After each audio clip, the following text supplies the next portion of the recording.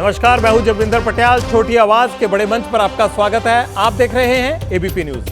अब वक्त है पब्लिक इंटरेस्ट का। आज का पहला परीक्षण बांग्लादेश में लगी पॉलिटिकल इमरजेंसी और लहूलुहान हुए लोकतंत्र का होगा। आरक्षण की आग ने बांग्लादेश में तख्ता पलट करा दिया। शेख हसीना ने पीएम पद से इस्तीफा दे दिया, देश छोड़ दिया है। बांग्लादेश में अब सेना का कंट्रोल है। सेना ने अगले 48 घंटे के अंदर अंतरिम सरकार बनाने का दावा किया है। नोबेल पुरस्कार विजेता मोहम्मद यूनिस बांग्लादेश के नए प्रधानमंत्री हो सकते हैं। बांग्लादेश के राजनीतिक संकट का भारत पर क्या असर पड़ेगा? बांग्लादेश की राजनीतिक अस्थिरता में पाकिस्तान का क्या रोल है और भारत के लिए यह क्यों चिंता की बात है? पड़ोस में खड़े संकट का पूरा परीक्षण पटियाल के साथ देखिए। दूसरा परीक्षण बांग्लादेश के हालात पर दिल्ली में तेज हुई सियासी हलचल का होगा। थोड़ी देर पहले पीएम आवास पर बांग्लादेश के हालात पर एक अहम बैठक हुई है। पीएम मोदी, गृह मंत्री अमित शाह, रक्षा मंत्री राजनाथ सिंह, विदेश मंत्री एस जयशंकर, वित्त मंत्री निर्मला सीतारमण और एनएसए अजीत डोभाल इस बैठक में शामिल थे। इस बैठक से पहले एनएसए अजीत डोभाल ने शेख हसीना से 1 घंटे मुलाकात की। विदेश मंत्री एस जयशंकर ने पीएम मोदी को बांग्लादेश पर अपडेट दिया। इंडिगो और एयर इंडिया ने भारत से ढाका जाने वाली उड़ानें रद्द कर दी हैं। कोलकाता मैत्री रेल सेवा बंद कर दी गई है और बंगाल से भारतीयों को वापस लाने के लिए सरकार का प्लान क्या है? हर अपडेट जानने के लिए पटियाल के साथ बने रहें। तीसरा परीक्षण आर्थिक मंदी के मुंह दिखाई का होगा। अमेरिका और जापान में आर्थिक मंदी ने दस्तक दी है तो भारत का बाजार इससे धड़ाम हो गया। एक दिन में भारतीय निवेशकों को कितना घाटा हुआ, कितने लाख करोड़ रुपए डूबे और आगे बाजार की सेहत संभलेगी या बिगड़ेगी? विकास की राह पर दौड़ते भारतीय बाजार के बुरे दिन कैसे आए, यह जानने के लिए रात 9:25 तक पटियाल के साथ बने रहे।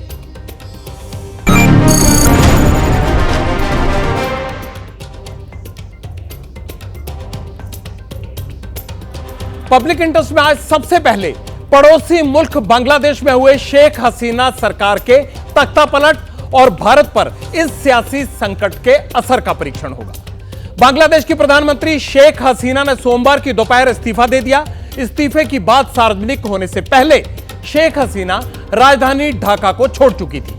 बांग्लादेश की पब्लिक तब सड़कों पर थी। जगह जगह आगजनी और हिंसा हो रही थी। बांग्लादेश में जो कुछ हुआ वो आपको बाद में बताऊंगा, पर पहले एक बड़ा सवाल है कि पड़ोसी देश में यह नौबत आई क्यों और बांग्लादेश की अंतरिम सरकार शासन कैसे चलाएगी? इसमें सेना का कितना रोल होगा और भारत पर इसका क्या असर पड़ेगा? क्या बांग्लादेश अब भारत के लिए पहले से बड़ी चुनौती बन जाएगा? क्या भारत में घुसपैठ बढ़ सकती है? क्या बांग्लादेश में तख्ता पलट का भारत की अर्थव्यवस्था पर कोई असर पड़ेगा? हर सवाल का जवाब आपको देंगे, लेकिन पहले बांग्लादेश में तख्ता पलट के बड़े अपडेट्स जान लीजिए। आज दोपहर करीब 3 बजे बांग्लादेश की पीएम शेख हसीना ने इस्तीफा दे दिया। बांग्लादेश की राजधानी ढाका को उन्होंने छोड़ दिया। बांग्लादेश में हिंसा की चिंगारी और भड़की। जगह जगह आगजनी और तोड़फोड़ हुई। पूरे देश में कर्फ्यू लगा दिया गया। मोबाइल सेवाएं बंद कर दी गई। प्रदर्शनकारियों ने भीड़ पीएम आवास में घुस गई और उन्होंने खूब लूटपाट मचाई। प्रदर्शनकारी शेख हसीना के घर के खाने के बर्तन, बेड, सोफे, यहां तक कि एसी तक लूट कर ले गए। शेख हसीना के देश छोड़ने के बाद बांग्लादेश से पुलिस को हटा दिया गया। तमाम जगहों पर कंट्रोल सेना ने ले लिया। अब वहां पर आर्मी का कंट्रोल है। बांग्लादेश के आर्मी चीफ वकार उज जमान ने देश को संबोधित किया, जनता को भरोसा दिलाया कि शेख हसीना ने इस्तीफा दे दिया है और अगले 24 घंटे से 48 घंटे के अंदर देश में अंतरिम सरकार बना दी जाएगी। बांग्लादेश हिंसा में हुई 300 से ज्यादा लोगों की मौत की भी जांच होगी। इसके बाद सेना ने बंगाल से कर्फ्यू हटाने का ऐलान किया। विरोध कर रहे लोगों पर कोई गोली नहीं चलाई जाएगी, इस बात का भी भरोसा दिया गया। आर्मी चीफ ने लोगों से हिंसा ना करने की और शांति बनाए रखने की अपील की है। शेख हसीना ने इस्तीफा दे दिया है। 24 से 48 घंटे के अंदर अंतरिम सरकार बनाई जाएगी। हम देश के लोगों से शांति की अपील करते हैं। आंदोलनकारी छात्रों की सभी मांग मान ली गई है। अब बांग्लादेश की नई सरकार को लेकर एक बड़ा अपडेट जान लीजिए। तख्ता पलट के बाद बांग्लादेश में नई सरकार बनाने की तैयारियां शुरू हो गई हैं। सूत्रों के मुताबिक नोबेल पुरस्कार विजेता मोहम्मद यूनिस बांग्लादेश के प्रधानमंत्री बन सकते हैं। अंतरिम सरकार में सलीमुल्लाह खान, आसिफ नजरुल, रिटायर्ड जज अब्दुल वहाब, रिटायर्ड जनरल इकबाल करीम और retired major general Syed Iftikhar को अहम जिम्मेदारी मिल सकती है। बांग्लादेश से निकलने के बाद शेख हसीना सीधे कहां पहुंची? शेख हसीना का विमान सीधे भारत में लैंड किया। दिल्ली से नजदीक किस एयरबेस पर उनका विमान लैंड किया, मैं आपको यह भी बताऊंगा। लेकिन पहले आप यह जान लीजिए कि शेख हसीना के इस्तीफे की नौबत क्यों आई। क्यों 7 महीने के अंदर ही शेख हसीना की सरकार से जनता का भरोसा उठ गया? वो कौन सा कारण था जिसकी वजह से बांग्लादेश में हिंसा भड़की? दरअसल यह पूरी लड़ाई आरक्षण को लेकर शुरू हुई थी। साल 1971 में लंबी लड़ाई के बाद बांग्लादेश को पाकिस्तान से आजादी मिली। 1972 में बांग्लादेश की सरकार ने स्वतंत्रता सेनानियों के परिवारों के लिए सरकारी नौकरी में 30% आरक्षण का ऐलान कर दिया। यही 30% आरक्षण शेख हसीना सरकार के तख्ता पलट की सबसे बड़ी वजह बना। बांग्लादेश में फिलहाल 56% आरक्षण लागू था, जिसमें स्वतंत्रता सेनानियों के परिवारों को 30% आरक्षण मिलता था।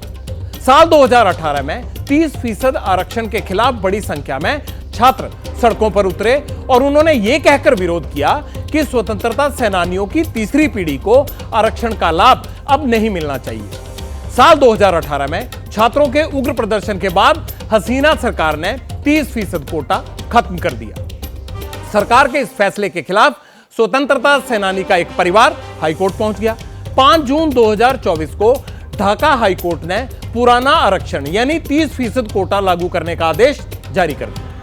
ढाका हाईकोर्ट के फैसले के बाद एक बार फिर बांग्लादेश में प्रोटेस्ट शुरू हो गए। इसी बीच जुलाई 2024 में सुप्रीम कोर्ट का आरक्षण पर एक बड़ा फैसला आ गया। सुप्रीम कोर्ट ने यह आदेश दिया कि देश में 93% भर्तियां मेरिट बेस पर होंगी। सुप्रीम कोर्ट ने 5% कोटा स्वतंत्रता सेनानियों के लिए और 2% बाकी कैटेगरीज के लिए तय कर दिया। मतलब यह हुआ कि बांग्लादेश में सुप्रीम कोर्ट ने करीब करीब पूरा आरक्षण खत्म कर दिया। अब सिर्फ 7% आरक्षण बचा। उम्मीद तो यह जताई जा रही थी कि सुप्रीम कोर्ट के फैसले के बाद यह आंदोलन रुक जाएगा, खत्म हो जाएगा, लेकिन हुआ ऐसा नहीं। हुआ इससे बिल्कुल उलट। सुप्रीम कोर्ट का फैसला आने के बाद प्रदर्शन और बढ़ गए। माना यह जा रहा है कि आरक्षण खत्म होने से वो सब लोग भी सड़कों पर आ गए जिन्हें पहले आरक्षण का लाभ मिल रहा था। शेख हसीना के भारत पहुंचने के बाद दिल्ली में सियासी हलचल तेज हुई। ढाका से उड़ा शेख हसीना का विमान गाजियाबाद के हिंडन एयरवेज पर उतरा। वायुसेना के अधिकारियों ने उन्हें रिसीव किया। शेख हसीना के भारत आने के बाद दिल्ली में क्या हुआ? राजनीतिक घटनाक्रम कितनी तेजी से बदला? अब इसकी अपडेट पटियाला आपको देगा। गाजियाबाद के हिंडन एयरबेस पर एनएसए अजीत डोभाल ने शेख हसीना से मीटिंग की। यह मीटिंग तकरीबन 1 घंटा चली। बैठक में वेस्टर्न एयर कमांड के एयर मार्शल पंकज मोहन सिन्हा भी शामिल थे। शेख हसीना के भारत आते ही विदेश मंत्री एस जयशंकर ने प्रधानमंत्री मोदी से मुलाकात की। बांग्लादेश के मौजूदा हालातों पर उन्हें अपडेट दिया। बांग्लादेश में रह रहे भारतीयों को कैसे सही सलामत भारत वापस लाना है, इस पर भी विचार हो रहा है। नेता विपक्ष राहुल गांधी ने भी बांग्लादेश के हालात पर विदेश मंत्री एस जयशंकर से मुलाकात की है। अगर जरूरत पड़ी तो कल बांग्लादेश के मसले पर विदेश मंत्री एस जयशंकर संसद में बयान भी दे सकते हैं। दिल्ली में बांग्लादेश दूतावास के बाहर सुरक्षा बढ़ा दी गई है। इंडिगो और एयर इंडिया ने भारत से ढाका जाने वाली सभी उड़ानें फिलहाल रद्द कर दी है। इंडियन रेलवे ने कोलकाता मैत्री ढाका एक्सप्रेस को कल तक के लिए बंद कर दिया है। डीजी बीएसएफ दलजीत सिंह चौधरी के साथ बीएसएफ ईस्टर्न कमांड के एडीजी रवि गांधी ने पश्चिम बंगाल में भारत बांग्लादेश सीमा का दौरा किया। वहां पर इंतजाम और पुख्ता कर दिए गए हैं। बीएसएफ को हर संदिग्ध मूवमेंट पर नजर रखने के ऑर्डर दिए गए हैं। बांग्लादेश के हालात पर भारत में राजनीति के सुर कितने बुलंद हैं, अब पटियाल इसका एक छोटा सा ऑडियो वीडियो ट्रेलर आपको दिखाएगा।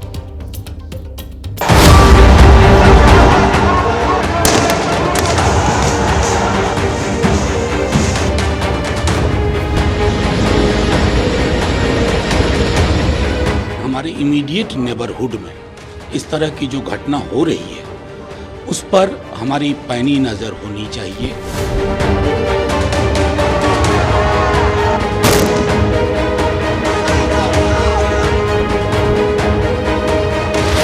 हम वहाँ के लोकतंत्र के लिए और शेख हसीना के जीवन के लिए चिंतित हैं।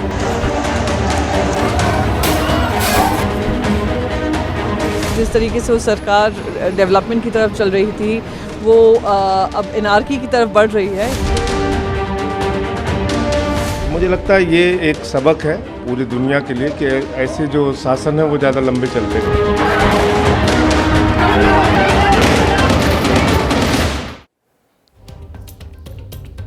भारत के लिए बांग्लादेश की अस्थिरता के क्या मायने हैं, अब पटियाल इसका परीक्षण करेगा। भारत पर बांग्लादेश की इंस्टेबिलिटी का कितना असर पड़ेगा, चलिए आपको यह बताता हूं। बांग्लादेश में अंतरिम सरकार, सेना और अवाम के बीच तालमेल बिठाने के लिए सक्रिय भूमिका निभाना भारत के लिए सबसे बड़ी चुनौती है, क्योंकि पड़ोसी मुल्क में शांति स्थापित करना भारत के लिए इसलिए भी जरूरी है क्योंकि अगर वहां शांति नहीं रहती है तो बांग्लादेश के साथ भारत की जो सीमाएं लगती हैं वहां पर संकट बढ़ जाएगा। घुसपैठ के बीच पाकिस्तान की खुफिया एजेंसी आईएसआई भारत को अशांत करने के लिए हर संभव कोशिश करेगी।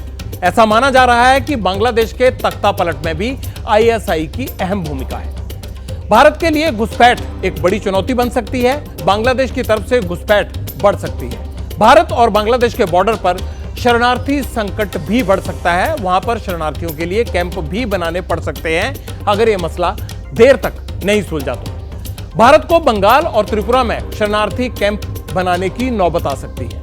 ड्रग सप्लाई और नकली नोटों का कारोबार तेजी से फैल सकता है क्योंकि आईएसआई इसमें माहिर है। भारत की आंतरिक सुरक्षा के लिहाज से ये सभी बड़े पहलू हैं और इनकी अपने आप में बहुत अहमियत है। आर्थिक लिहाज से भी भारत पर बांग्लादेश की अस्थिरता का बुरा असर पड़ सकता है। भारत एशिया में बांग्लादेश का दूसरा बड़ा ट्रेड पार्टनर है। साल 2023-24 में भारत ने बांग्लादेश में 91,613 करोड़ रुपए का एक्सपोर्ट किया है। वहीं इसी दौरान भारत ने बांग्लादेश से 15,268 करोड़ रुपए का इंपोर्ट भी किया है। दोनों देशों के बीच 1,06,881 करोड़ रुपए का कुल ट्रेड हुआ है। अगर बांग्लादेश में हिंसा जारी रहती है, देश को दिशा नहीं मिलती है, तो यह भारत के लिए नुकसानदेह साबित हो सकता है, अब वो चाहे व्यापार की दृष्टि से हो या फिर सुरक्षा के लिहाज से। भारत के पूर्व प्रधानमंत्री अटल बिहारी वाजपेयी ने एक बार यह कहा था कि आप दोस्त बदल सकते हैं लेकिन पड़ोसी नहीं। भारत के पड़ोसी देशों में तनाव बढ़ा तो भारत के रिश्ते भी बिगड़े। अब सवाल यह है कि भारत के पड़ोसियों को कमजोर कौन कर रहा है? यह किसकी साजिश है? पड़ोसी देशों के अस्थिर होने का भारत पर क्या असर हुआ? इस परीक्षण के लिए पटियाल ने 5 पड़ोसी देशों को आधार बनाया है। भले ही बांग्लादेश से भारत के मतभेद रहे हों कई मुद्दों को लेकर, लेकिन शेख हसीना सरकार के सत्ता में आने के बाद भारत और बांग्लादेश के संबंधों में बहुत सुधार हुआ। अब बांग्लादेश में राजनीतिक अस्थिरता है तो भारत के लिहाज से ये सही नहीं है। आतंकवाद, घुसपैठ, फेक करेंसी, ये तमाम वो चीजें हैं और इनमें सबसे बड़ी बात यह है कि आतंकी घटनाएं भी आईएसआई के इशारे पर भारत में बढ़ सकती हैं अगर बांग्लादेश में अस्थिरता का दौर यूं ही जारी रहता है तो। अफगानिस्तान के मोर्चे पर भी भारत के लिए अच्छी खबर नहीं है। 2021 में अशरफ गनी को हटा दिया गया था। अफगानिस्तान पर तालिबान का शासन हो गया। इसके बाद भारत अफगानिस्तान के संबंधों पर भी बुरा असर पड़ा। अफगानिस्तान में सत्ता परिवर्तन के पीछे चीन का हाथ माना जाता है। भारत का एक पड़ोसी म्यांमार है। फरवरी 2021 में म्यांमार में सेना ने चुनी हुई सरकार का तख्तापलट कर दिया। आर्मी चीफ मिन आंग ने देश पर कब्जा जमा लिया। म्यांमार के राजनीतिक अस्थिरता की स्क्रिप्ट भी बीजिंग से ही लिखी गई थी। अब पड़ोसी मुल्क नेपाल की बात कर लेते हैं। 14 जुलाई 2014 को केपी शर्मा ओली नेपाल के प्रधानमंत्री बने थे। तब चीन के साथ उन्होंने दोस्ती निभाई। सीमा पर भी विवाद हुआ था। ओली ने हाल ही में फिर से बतौर पीएम सत्ता संभाली है। हालांकि अब की बार ओली का रुख भारत को लेकर स्पष्ट है। मालदीव के साथ भी भारत के रिश्ते मधुर नहीं है। 17 नवंबर 2023 में मोहम्मद मोइजू मालदीव के प्रेसिडेंट बने। मोइजू चीन समर्थक हैं। चंद रोज पहले चीन के उकसावे में मालदीव ने भारत के सैनिकों को वापस भेज दिया था। श्रीलंका भारत का अच्छा पड़ोसी है, लेकिन 2022 में राष्ट्रपति गोटबाया राजपक्षे के खिलाफ विद्रोह छोड़ा। इसके बाद क्या हुआ? उन्हें सत्ता से बेदखल कर दिया गया। श्रीलंका में इस राजनीतिक अस्थिरता के पीछे भी चीन का ही हाथ बताया जाता है। अभी 1 अगस्त की बात है। भारत के विदेश मंत्री ने पड़ोसी मुल्कों से रिश्तों पर एक बड़ी बात कही। उन्होंने कहा कि ऐसे अस्थिर माहौल में पड़ोसी देशों के साथ संबंध निभाना बड़ा मुश्किल है। भारत के पड़ोसियों का कमजोर होना भारत के लिहाज से कितना गंभीर है, इस पर हमने डिफेंस एक्सपर्ट से बात की है, आप भी सुनिए। आई थिंक हमें इंडिया के लिए एक चिंता का विषय है कि बांग्लादेश में स्टेबिलिटी होनी चाहिए और जो भी सरकार हो इलेक्टेड हो और ऐसी सरकार हो जो इंडिया की तरफ फ्रेंडली हो या एटलीस्ट इंडिया के एंटी ना हो। हमारे जो इंडियन सिटीजन्स हैं जिनको कोई खतरा है बांग्लादेश में, राइट, अगर हो तो उनको इवैक्यूएट करने का इमीडिएट करना चाहिए। उसके अलावा आई थिंक इंडियन गवर्नमेंट को कुछ नहीं करना चाहिए, उनका इंटरनल मामला है। बट हाँ, तीसरी चीज़ हमें जो करनी चाहिए, हमें अपने बॉर्डर्स को इमीडिएट सिक्योर कर देना चाहिए, क्योंकि बांग्लादेश में जब ऐसी उथल पुथल होती है या हो गई है तो काफ़ी रिफ्यूजीज, असाइलम और उनमें कुछ टेरर, आतंकी भी मिक्स्ड आ सकते हैं हमारे बॉर्डर्स की तरफ। तो हमें अपने बॉर्डर्स की सिक्योरिटी को इमीडिएटली रैचेट अप करना चाहिए। बांग्लादेश में लोकतंत्र खतरे में है। आगजनी और हिंसा की लगातार खबरें आ रही हैं। अगर हालात पाकिस्तान जैसे हुए और लोकतंत्र की जगह बांग्लादेश में सैन्य शासन लागू होता है तो इस नजरिए से भारत पर क्या असर पड़ेगा? भारत की टेंशन किस किस सेक्टर में पड़ सकती है? भारत को कितना घाटा हो सकता है? अब पटियाल इसका डाटा आपसे शेयर करेगा। इसके लिए पहले आपको भारत और बांग्लादेश की भौगोलिक स्थिति को समझना होगा। भारत बांग्लादेश के साथ 4096 किलोमीटर बॉर्डर शेयर करता है। भारत के 5 राज्यों असम, पश्चिम बंगाल, मिजोरम, मेघालय और त्रिपुरा का बॉर्डर बांग्लादेश के साथ लगता है। बांग्लादेश में तख्ता पलट के बाद भारत बांग्लादेश सीमा पर सुरक्षा कड़ी कर दी गई है। बीएसएफ को अलर्ट पर रखा गया है। अब हालात और बिगड़ते हैं तो भारत के लिए चिंता का विषय क्यों है? पटियाल से यह समझ लीजिए। भारत ने पिछले 8 सालों में बांग्लादेश में करीब 8 बिलियन अमेरिकी डॉलर का निवेश किया है, यानी 67,259 करोड़ रुपए। बांग्लादेश में भारत ने यह पैसा कहां लगाया? रेलवे, सड़क, शिपिंग और बंदरगाह जैसे बुनियादी ढांचे पर यह सारा पैसा निवेश किया गया। इसके अलावा जन सुविधाओं से जुड़ी 77 बड़ी योजनाओं में भारत ने पैसा लगाया है। इन योजनाओं में छात्रावास, एजुकेशन हब और स्किल डेवलपमेंट जैसे प्रोग्राम शामिल हैं। बांग्लादेश में लोकतंत्र की बहाली नहीं होती है तो भारत के सामने और कौन कौन सी चुनौतियां खड़ी होंगी? भारत में निवेश का क्या होगा? पड़ोसी मुल्कों के मौजूदा हालात से भारत के लिए क्या मैसेज है? देश हित में पटियाल ने यही सवाल एक्सपर्ट से पूछे। भी बहुत खतरनाक साबित हो सकता है, क्योंकि शेख हसीना वाजिद हमारी बहुत हितैषी थी, बहुत फ्रेंडली। उनकी जो सरकार थी हमारे साथ, भारत के रिश्ते बहुत अच्छे थे उनके साथ, बड़ी सपोर्टिव थी। बहुत इंफ्रास्ट्रक्चर डेवलपमेंट थ्रू लिंक करना नॉर्थ ईस्ट स्टेट्स को, उन्होंने उसमें काफ़ी मदद करी। उनको लग रहा, खतरा महसूस हो रहा था। वो कह रही थी कि अमेरिका जैसी ताकतें उनको धमकी दे रही हैं कि आइलैंड सीड करो और एक क्रिश्चियन क्षेत्र बनाने की कोशिश करो नॉर्थ ईस्ट वगैरह में, और उन्होंने इसको रिजिस्ट किया था। चीन सबमरीन बेसिस मांग रहा था। क्या कोई असैसिनेशन भी हो सकता था उनके साथ? बिल्कुल हो सकता था, बाल बाल बची हैं। बांग्लादेश करीब 2 महीने से हिंसा की आग में जल रहा है। आरक्षण को आधार बनाकर बांग्लादेश में तख्ता पलट की स्क्रिप्ट किसने लिखी? बांग्लादेश में राजनीतिक अस्थिरता के पीछे किसका हाथ है? अब पटियाल इन सवालों का परीक्षण करेगा। बांग्लादेश में हसीना सरकार के खिलाफ प्रदर्शन के पीछे पाकिस्तान की खुफिया एजेंसी आईएसआई का हाथ माना जा रहा है। दावा यह किया जा रहा है कि आईएसआई ने जमाते इस्लामी को हिंसा का मुखौटा बनाया। शेख हसीना सरकार ने हिंसा के बाद जमाते इस्लामी और उससे जुड़े स्टूडेंट विंग को आतंकवादी संगठन घोषित कर दिया था। इस स्टूडेंट विंग का नाम है छात्र शिविर। जमाते इस्लामी संगठन है क्या और यह कब वजूद में आया? क्यों इस संगठन पर पाकिस्तान परस्त होने के आरोप लगते हैं? अब पटियाल इसकी जानकारी देगा। जमाते इस्लामी को बांग्लादेश में जमात भी कहते हैं। 1941 में बनी इस पार्टी के संस्थापक थे सैयद अबुल अल मौदूदी। 1971 में सैयद मौदूदी पाकिस्तान चले गए क्योंकि बांग्लादेश आजाद हो गया।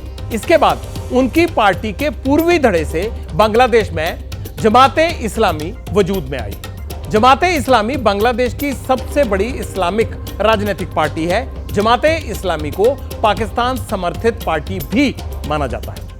जमाते इस्लामी बांग्लादेश के संविधान को नहीं मानती। शेख हसीना की सरकार ने जमाते इस्लामी पर बैन लगा दिया था। जमाते इस्लामी एक कट्टर मजहबी पार्टी है जो पाकिस्तान की कट्टर सोच से प्रभावित है और इसे आतंकवाद समर्थक भी माना जाता है। बांग्लादेश के तख्तापलट की तस्वीरें दुनिया ने पहली बार नहीं देखी हैं। ऐसा पहली बार भी नहीं हुआ है, इससे पहले कई बार हो चुका है। कब कब हुआ, अब पटियाली आपको बताएगा। साल 1975 में आजादी मिलने के 4 साल बाद बांग्लादेश में पहला तख्तापलट हुआ। तब देश के राष्ट्रपति मुजीबुर रहमान की हत्या कर दी गई। यह तख्तापलट सेना के जूनियर अधिकारियों ने किया था। साल 1977 से 80 के बीच बांग्लादेश में दूसरी बार तख्तापलट हुआ। 1981 में बांग्लादेश के राष्ट्रपति जियाउर रहमान की हत्या कर दी गई। सेना के अधिकारियों ने इस हत्या की जिम्मेदारी ली। साल 1982 में बांग्लादेशी सेना के चीफ हुसैन मोहम्मद इरशाद ने बंदूक की नोक पर राष्ट्रपति सत्तार को पद से हटा दिया था और देश में मार्शल लॉ घोषित कर दिया था।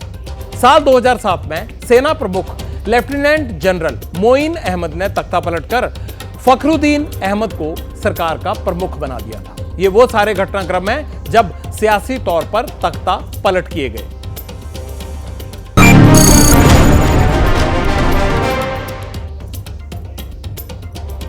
पब्लिक इंटरेस्ट में अब ग्लोबल इकोनॉमी पर मंडरा रहे संकट का परीक्षण होगा। आज जब पड़ोसी मुल्क बांग्लादेश में राजनीतिक तनाव अपने चरम पर पहुंचा हुआ था, उसी वक्त भारत के शेयर बाजार में बड़ी उठापटक मची हुई थी। शेयर बाजार में आज सेंसेक्स 2223 पॉइंट गिरकर 78,759 पर बंद हुआ। शेयर मार्केट में आए इस तूफान से इन्वेस्टर्स के लगभग 17 लाख करोड़ रुपए डूबे। शेयर बाजार में ये 2 महीने में सबसे बड़ी गिरावट है। पटियाला अब आपको यह बताएगा कि कई दिनों से ऊपर की तरफ जा रहे भारतीय शेयर बाजार को आज गोता क्यों लगाना पड़ा, इसके पीछे वजह क्या है। अमेरिका में मंदी की आहट, जिसका असर पूरी दुनिया पर देखने को मिल रहा है। अमेरिका में मैन्युफैक्चरिंग पीएमआई यानी परचेजिंग मैनेजर्स इंडेक्स, इस डेटा में बड़ी कमी आई है। इसका मतलब यह है कि अमेरिका की इकोनॉमी में मंदी आने वाली है और इस मंदी की एक वजह अमेरिका में बढ़ती बेरोजगारी को भी माना जा रहा है। ईरान और इजराइल के बीच में युद्ध की आशंका के कारण ग्लोबल मार्केट में नेगेटिव सेंटीमेंट है। इसी का असर है कि भारतीय शेयर बाजार में भी गिरावट की बड़ी स्तर पर हमें देखने को मिली। मंदी की आहट भारत के अलावा कई और देशों में भी दिखाई दे रही है। चीन, जापान में भी और इसके अलावा यूरोप में भी मंदी के आसार नजर आ रहे हैं। ऐसा इसलिए हो रहा है क्योंकि दुनिया के कई हिस्सों में लगातार तनाव बढ़ रहा है। बाजार में मंदी के साथ भारतीय रुपया भी अब तक के सबसे न्यूनतम स्तर पर आ गया है। आज $1 के मुकाबले रुपए की कीमत 83 रुपए 85 पैसे पर पहुंच गई। अब सवाल यह है कि क्या भारतीय शेयर बाजार की गिरावट यूं ही बनी रहेगी? क्या ग्लोबल मंदी की आहट भारत के मार्केट को यूं ही परेशान करती रहेगी? इन सवालों का जवाब आप एक्सपर्ट से सुनिए। ये गिरावट बहुत दिन तक नहीं चलेगी। रीज़न ये है कि हमारी इकोनॉमी बहुत ही मजबूत है और हमारा डोमेस्टिक सेविंग्स जो है उसका पैसा लगातार मार्केट में फ़्लो बना हुआ है, तो उसकी वजह से हमारे मार्केट में बहुत ज़्यादा असर नहीं पड़ेगा। जापान वगैरह काफ़ी तेज़ से नीचे आए हैं, 10-10, 12-12% की उनकी गिरावट है। यूएस में भी बहुत तेज़ से गिरावट आई है मार्केट में।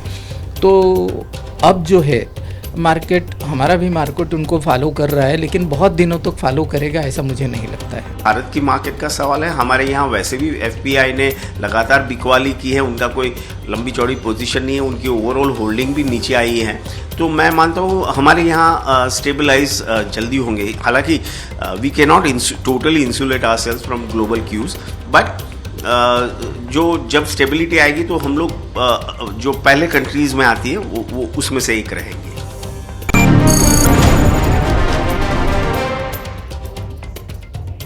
पब्लिक इंटरेस्ट में अब 70 साल पुराने एक कानून में बदलाव की तैयारी का परीक्षण होगा। कानून का नाम है वक्फ बोर्ड एक्ट। वक्फ अरबी का शब्द है जिसका मतलब यह है दान। मुस्लिम समाज में किसी संपत्ति को दान करने को वक्फ करना कहा जाता है। वक्फ बोर्ड काम क्या करता है? मुस्लिम समाज की संपत्ति का रखरखाव और उसको देखरेख करने का जिम्मा इस पर है।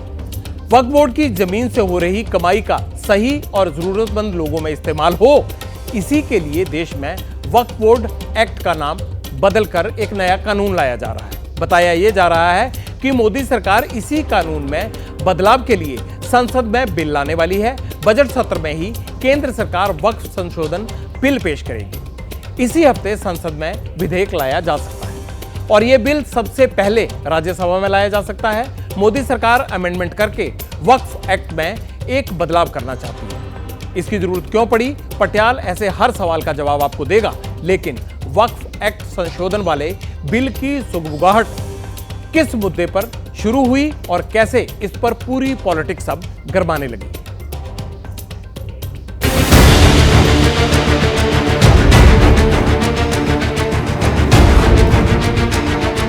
मोदी हुकूमत वक्फ बोर्ड की ऑटोनॉमी को छीनना चाहती है। वक्फ बोर्ड के कानून में परिवर्तन होना चाहिए। अगर ये लोग ऐसे बिल लेके आए तो पहला प्रश्न ये है कि क्या ये असंवैधानिक है? ये तो अपनी अपराधों से ध्यान रखने के लिए है। बिल्कुल सही, 100% सही है। जब तक ये बिल आ नहीं जाता है तब तक कोई प्रतिक्रिया रिएक्शन देना मुश्किल होगा। तो बिल जो होगा मुस्लिम्स को परेशान करने वाले ही। तो ये तो सबके हित में है। संसद के इस अधिकार को चुनौती नहीं दी जानी चाहिए।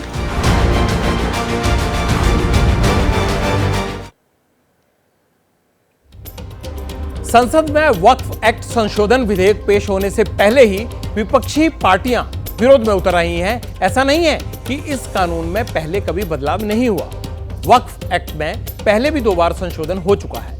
अब मोदी सरकार इस कानून में एक बार फिर से बदलाव करना चाहती है और बताया यह जा रहा है कि वक्फ एक्ट में करीब 40 संशोधन करने का प्रस्ताव है। वक्फ कानून की धारा 9 और 14 में बदलाव हो सकते हैं। इससे वक्फ बोर्ड के गठन में बदलाव संभव हो जाएगा। बोर्ड में पुरुषों के अलावा महिलाओं को भी जगह मिलने का रास्ता साफ हो जाएगा। वक्फ की संपत्ति घोषित करने से पहले वक्फ बोर्ड के लिए उस प्रॉपर्टी का वेरिफिकेशन कराना जरूरी हो जाएगा। राज्यों के वक्फ बोर्ड जो ये दावे करते हैं कि विवादित संपत्तियों के लिए नए सिरे से वेरिफिकेशन का प्रस्ताव होना चाहिए और सबसे बड़ी बात यह होगी कि संशोधन होने से वक्फ बोर्ड की शक्तियां सीमित हो जाएंगी। सरकार के मुताबिक वक्फ एक्ट में संशोधन लाने से पहले तमाम मुस्लिम बुद्धिजीवियों और कुछ वक्फ सदस्यों के साथ बातचीत की गई थी। दूसरी तरफ विपक्षी दल all India Muslim personal law board संशोधन को मुस्लिम समाज के खिलाफ बताते हुए एक्ट में बदलाव का विरोध कर रहे हैं। मुद्दों पे चर्चा कभी करते ही नहीं, उससे भागते हैं। और जब भी कोई ऐसा विषय आता है जिससे परेशानी होती है बीजेपी के कुछ लोगों को, तब वो हमेशा रेखांकित करते हैं हिंदू मुसलमान। ये केवल संपत्तियों पे अपने चहेतों को संपत्ति बांट दें लोगों की, लोगों के कारोबार कब से बने हुए हैं उन कारोबार को तबाह बर्बाद कर दें। आप क्यों अधिकार जताना चाहते हो उसके ऊपर? कि भारतीय जनता पार्टी की आदत डिरेल करने की है। जो देश के सामने जो गंभीर मुद्दे हैं उनसे ध्यान भटकाने के लिए पार्लियामेंट चल रहा है, पार्लियामेंट में बजट का सत्र चल रहा है, बजट के ऊपर बहुत सारी टिप्पणियां आम आदमी भी कर रहा है, तो उससे ध्यान भटकाने के लिए, अपनी विफलताओं से ध्यान भटकाने के लिए उन्होंने एक नया शगुफा छोड़ा है। अब पटियाला आपको बताएगा कि वक्फ एक्ट में बदलाव करके मोदी सरकार वक्फ बोर्ड की ताकत को सीमित क्यों करना चाहती है। वक्फ कानून में ऐसी कौन कौन सी चीजें हैं जो वक्फ बोर्ड को असीमित अधिकार देती हैं। ये बताने के लिए पटियाल आपसे पहले ये शेयर करना चाहता है कि वक्फ बोर्ड में कब कब बदलाव किए गए थे। 1995 में पहली बार वक्फ बोर्ड एक्ट में संशोधन किया गया, जिसकी धारा 3 के मुताबिक वक्फ को यह लगता था कि संपत्ति किसी मुस्लिम की है तो वो वक्फ संपत्ति होगी। वक्फ को इसके लिए कोई सबूत देने की जरूरत नहीं। 2013 में वक्फ कानून में दोबारा संशोधन किया गया। वक्फ संपत्तियों के रजिस्ट्रेशन की प्रक्रिया को भी आसान कर दिया गया। संपत्तियों पर दावा करने वाले वक्फ की शक्तियां और बढ़ा दी गई। इसे किसी भी अदालत में चुनौती नहीं दी जा सकती। इन 2 संशोधनों से वक्फ कानून और ज्यादा मजबूत हो गया। केंद्र सरकार कानून को बदलकर इन्हीं शक्तियों को कम करना चाहती है। अगर कोई प्रॉपर्टी वक्फ की है तो वो केवल नोटिफिकेशन से और 1 साल की प्रतीक्षा से वक्फ की हो जाती है। पर अगर अयोध्या में रामलला की भूमि है तो उसके लिए मुकदमा करना पड़ता है, 60 साल लड़ना पड़ता है। तो जो भूमि भगवान की है, जो भूमि क्राइस्ट की है, जो जैनियों या बौद्धों में धर्म को समर्पित की गई है, ऐसी चैरिटीज के बारे में अलग लॉ क्यों है? केवल एक ही धर्मावलंबियों के लिए ऐसा प्रिविलेज्ड लॉ क्यों नहीं है? संसद में जब भी ये बदलाव लाए जाएंगे, इन संशोधन पर बात होगी। हम आपसे ये पूरी खबर दोबारा शेयर करेंगे। आज पब्लिक इंटरेस्ट में इतना ही। कल रात 9 बजे फिर होगी आपसे मुलाकात। अभी एक छोटे से ब्रेक के लिए रुक रहे हैं, लेकिन ब्रेक के बाद जरूर देखिएगा 24 घंटे 24 रिपोर्ट।